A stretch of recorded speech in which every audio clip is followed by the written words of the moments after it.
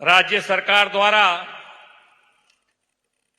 રૂપિયા 2,993 કરોડના ખર્ચે કુલ 131,454 આવાસોના ઈ લોકાર્પણ અને ખાતમુહૂર્ત તથા રાજ્યના 182 વિધાનસભા મત ક્ષેત્રમાં એક સાથે આવાસોના અર્પણનો ઐતિહાસિક કાર્યક્રમ વિકસિત ભારત વિકસિત ગુજરાતમાં આપણી સૌની સાથે ઉપસ્થિત વૈશ્વિક નેતા વિકાસ પુરુષ તથા યશસ્વી વડાપ્રધાન શ્રી નરેન્દ્રભાઈ મોદી સાહેબ,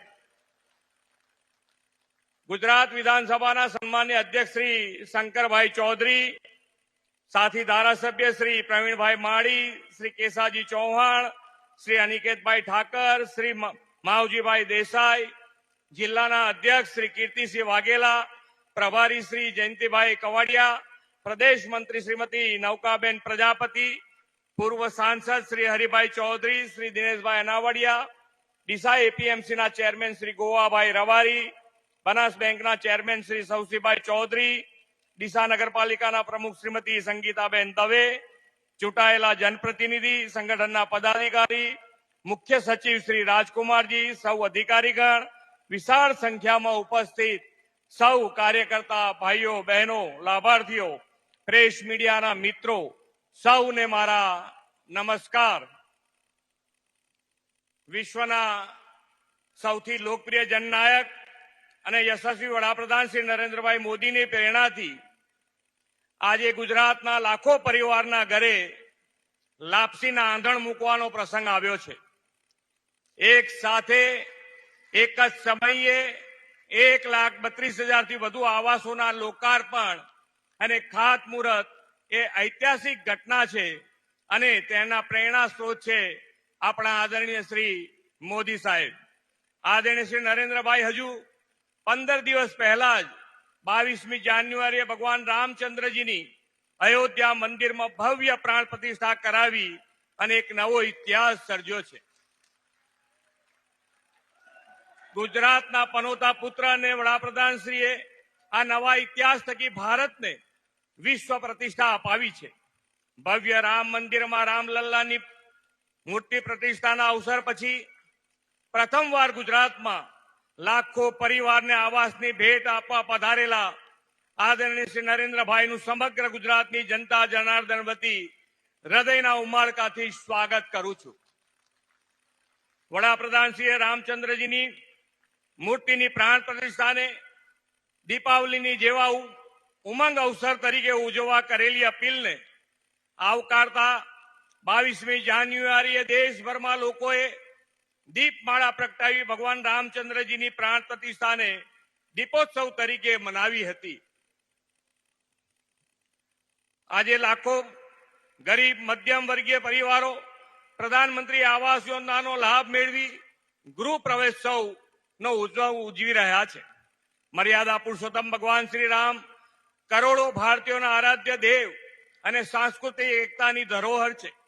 પ્રભુ શ્રી રામ દિનબંધુ કહેવાય છે અને નિર્બલ કે બલરામ એવું તુલસીદાસજીએ કહ્યું છે.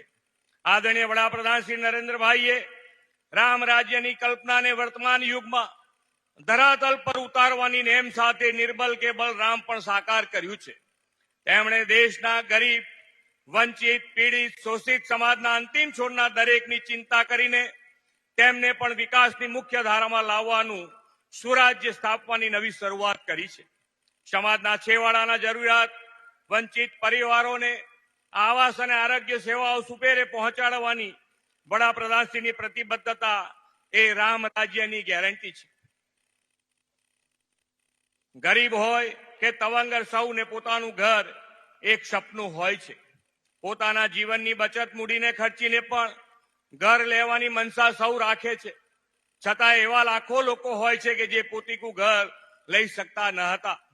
આપણી ગુર્જર ધરાના પનોતા પુત્ર આદરણીય શ્રી નરેન્દ્રભાઈ એવા પરિવારની પડખે ઉભા રહ્યા અને પ્રધાનમંત્રી આવાસ યોજનામાં લાખો પરિવારોના માથે પાકી છત આપી છે. કેન્દ્ર સરકારના આ વર્ષના બજેટમાં પણ એમણે સંકલ્પ કર્યો છે કે દેશના ગ્રામીણ વિસ્તારોમાં 2 કરોડ પ્રધાનમંત્રી આવાસ ઉભા કરવામાં આવશે. ગુજરાતમાં આપણે વડાપ્રધાન શ્રી નરેન્દ્રભાઈ મોદીએ જ કંડારેલા ગરીબલક્ષી કાર્યક્રમોના પથ ઉપર આગળ વધી રહ્યા છે. રાજ્યમાં પ્રધાનમંત્રી આવાસ યોજના ગ્રામીણ અને શહેરી મળીને 13.42 લાખથી વધુ આવાસોનું નિર્માણ કરવામાં આવ્યું છે. આજે પ્રધાનમંત્રી આવાસ યોજના 2,993 કરોડ રૂપિયાના લાભ લાખો પરિવારને મળી રહ્યો છે. પ્રધાનમંત્રી આવાસ યોજના લાભાર્થીઓને આવાસની ચાવી અર્પણ થવાની છે અને વડાપ્રધાનશ્રી તેમની સાથે સંવાદ પણ કરવાના છે. રાજ્યમાં બધા જ 182 વિધાનસભા મતક્ષેત્રમાં આ કાર્યક્રમ વડાપ્રધાનશ્રીનું માર્ગદર્શન મેળવવા લાખો લોકો જોડાયા છે. આદરણીય વડાપ્રધાનશ્રીએ સૌના સાથ સૌના વિકાસની જે કાર્ય સંસ્કૃતિ વિકસાવી છે તેના પરિણામે વિકાસના ફળ છેક છેવાડાના માનવી સુધી સુપેરે પહોંચ્યા છે. પાછલા દશકામાં સૌને આવાસ, હર ઘર જલ, સૌને વીજળી, રસોઈ માટે ગેસ અને જનધન સહિતના બેંક ખાતાથી નાણાકીય સેવાઓ દરેક લક્ષિત લાભાર્થી પરિવાર વ્યક્તિ સુધી રેકોર્ડ ટાઈમમાં પહોંચી છે. આ બધાને પરિણામે દેશમાં 25 કરોડથી વધુ લોકો ગરીબી રેખાથી બહાર આવ્યા છે. આપણે વડાપ્રધાનશ્રીના નેતૃત્વ અને પ્રેરણાથી આઝાદીનો અમૃત મહોત્સવ ઉજવ્યો અને હવે અમૃત કાળમાં પ્રવેશ્યા છે. 2047માં જ્યારે ભારતની સ્વતંત્રતાની શતાબ્દી બનાવીએ ત્યારે વિકસિત ભારત, ઉન્નત અને વિશ્વગુરુ ભારત બનાવવાની તેમની નેમ છે.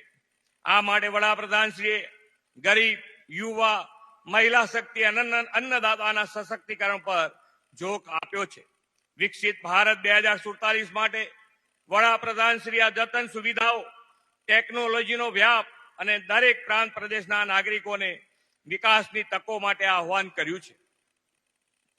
ગુજરાતમાં આપણે આ આહવાનને ઝીલી લઈને હંમેશની જેમ વડાપ્રધાનના સંકલ્પને અગ્રેસર રહેવું છે.